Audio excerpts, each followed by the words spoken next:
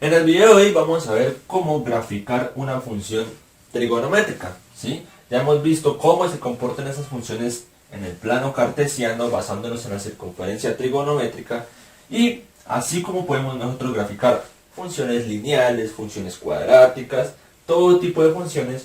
Estas funciones no son la excepción, sino que también podemos graficar funciones trigonométricas, ¿listo? Para esto nos vamos a ayudar de una de las metodologías mucho más sencillas, de uno de los métodos más fáciles que hay para graficar, y es la tabulación, ¿sí? A partir de la tabulación nosotros vamos a graficar ciertas funciones que contengan razones trigonométricas. Entonces, en este primer ejercicio nos dice graficar la función y igual a 2 por seno de x. ¿Listo? 2 por seno de x. Algo que tenemos que tener en cuenta es que, como ya sabemos más o menos cómo se comporta la función seno, la función que habíamos visto al principio, su comportamiento no va a variar mucho, ¿sí? Va a ser siempre el mismo. Solo que puede diferir en algunos aspectos, ya sea en el dominio, o ya sea en el rango, o también en el periodo. Entonces vamos a ver, según esta función, en cuál de los aspectos podría variar ese resultado que ya teníamos antes. Entonces, como les digo, ¿no? Graficar la función 2 seno de x. ¿Qué vamos a hacer? Vamos a realizar una tabla, ¿listo? Por eso se llama método de tabulación, una tablita en donde vamos a darle valores a x, ¿listo? Dependiendo de esos valores nos va a dar un valor de la y o la f de x, que es exactamente lo mismo, y en base a estos dos nos va a dar un par ordenado. Recuerden que ese par ordenado es el que nos sirve a nosotros para poder graficar dichos puntos en el plano cartesiano. Antes de comenzar con la tabulación, ¿qué valores le damos a la x? A diferencia de otro tipo de funciones que podemos darle cualquier valor, ¿listo? O sea, no es que sea algo obligatorio lo que les voy a decir, sino que es una recomendación. Y es que siempre les demos valores a x ángulos cuadrantales, ¿listo? ¿Cuáles son esos ángulos cuadrantales? Si voy a hablar de grados, serían 0, 90, 180, 270, 360, y etcétera, etcétera. ¿Listo? Entonces, esos serían los ángulos cuadrantales si estuviéramos hablando de grados. Pero recordemos que esto lo trabajamos en radianes. Así que, ¿cuáles serán los ángulos cuadrantales hablando de radianes? 0 radianes, pi medio radianes, pi radianes, 3 pi medio radianes, 2 pi, etc. ¿Listo? Entonces, estos ángulos cuadrantales son los que vamos a poner en la x para poder graficar. Entonces vamos a realizar el primer paso. El primer paso, ¿cuál sería? Le damos el valor de 0 a la x, ¿listo? Le damos el valor de 0, que sería nuestro primero. Entonces, ¿qué hacemos con este valor de x? Pues muy sencillo. Donde está la x en la función, reemplazamos. Esto reemplazamos. Vamos a escribirlo acá para que quede más claro. Entonces, miremos, copiamos la misma función, pero donde va la x ya no ponemos x, sino que va al 0 porque ese es el valor que le estoy dando. Hay muchas formas de resolver esto, pero pues vamos a hacerlo un poquito más rápido esta vez, ¿sí? No lo vamos a resolver reduciendo el primer cuadrante, sino que simplemente vamos a utilizar nuestra calculadora científica. Recordemos que para poder solucionar esto, como estamos viendo que estamos trabajando en radianes, la calculadora debe estar en radianes. ¿Listo? Debe estar en radianes. Haciendo esta operación, 2 por seno de 0. Sabemos que seno de 0 es 0 y 2 por 0 daría 0. Así que en este caso, 2 por seno de 0 nos va a dar 0. Hagamos directamente el par ordenado o las coordenadas. Recordemos que el par ordenado siempre es primero el valor de las x y luego el valor de las y. ¿Listo? Entonces, primero vamos a colocar el valor que le dimos a la x. ¿Cuál es el valor que le dimos a la x? El 0. Y luego colocamos el valor que nos dio la función operando. ¿Cuál será? 0 también. Así que aquí colocamos nuestro par ordenado. Vamos con el siguiente valor cuadrantal. El siguiente valor, hablando hacia los positivos, sería pi medios. Entonces vamos a colocar aquí abajito pi medios. Listo. Hacemos exactamente lo mismo. Colocamos el valor donde voy a reemplazar en la x, ¿sí? Colocamos este valor que estoy dando a la x, lo reemplazamos en la función donde está la x, que sería en este caso dentro de la función 0. ¿Listo? 2 por seno de pi medios. Esta también es una razón notable. ¿Listo? Sabemos que seno de pi medios es 1 y 1 por 2 nos va a dar 2. Así que el resultado de esto sería 2. Y de una vez coloquemos nuestro par ordenado. De esta forma nosotros vamos a ir tabulando ciertos valores para determinar cómo quedaría nuestra función. Varios aspectos. El primero es que con unos 4 o 5 que tabulemos es más que suficiente, ¿listo?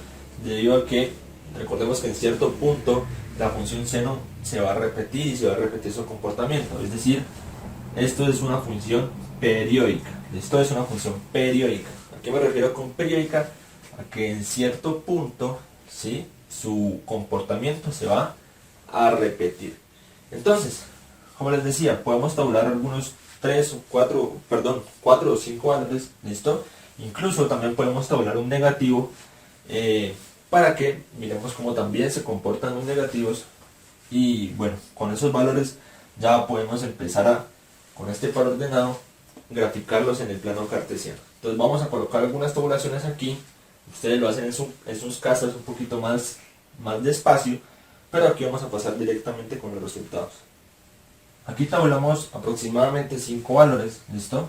Aproximadamente no, calculamos 5 valores.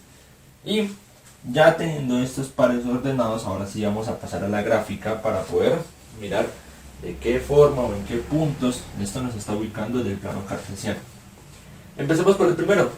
Recordemos que siempre va primero el valor de x y luego el valor de y, ¿listo? X, eje horizontal, y, eje vertical. 0 en x, 0 en y. Entonces nos vamos donde está el 0 en x. El 0 en x está en todo en el origen. Está en todo el origen del plano cartesiano. Y 0 en y está también ahí en todo el origen del plano cartesiano. Así que ahí estaría el punto 0 en x, 0 en y. Vamos con el segundo punto. Pi medios en x, 2 en y. ¿Listo? Entonces primero pi medio en x. Nos vamos donde está el pi medios, aquí estaría, ¿listo? Y luego 2 en y. Entonces a partir de este punto subimos hasta el 2 y aquí estaría nuestro segundo punto. Vamos con el tercer punto. Pi en x, 0 en y. Entonces pi rayano lo buscamos en x, aquí está. Y luego 0 en y. ¿Qué significa que esté 0 en y? Que ni sube ni va a bajar, sino que se va a quedar en este punto. ¿Listo? Ahí estaría nuestro tercer punto. Y estos dos, bueno, ya los podemos graficar un poquito más fácil teniendo en cuenta que ya graficamos esto, ¿no? Pero vamos a verlo. 3 pi medios en x. 3 pi medios en x, aquí está, ¿listo? Menos 2, ojo, menos 2 en y. Entonces a partir de aquí bajamos a buscar el menos 2 y aquí estaría el segundo punto, perdón. Aquí. Nuestro cuarto punto. Nuestro cuarto punto. Y vamos con el último punto que tenemos tabulado. 2pi en x, aquí está nuestro 2pi, y 0 en y, es decir que tampoco ni sube ni baja.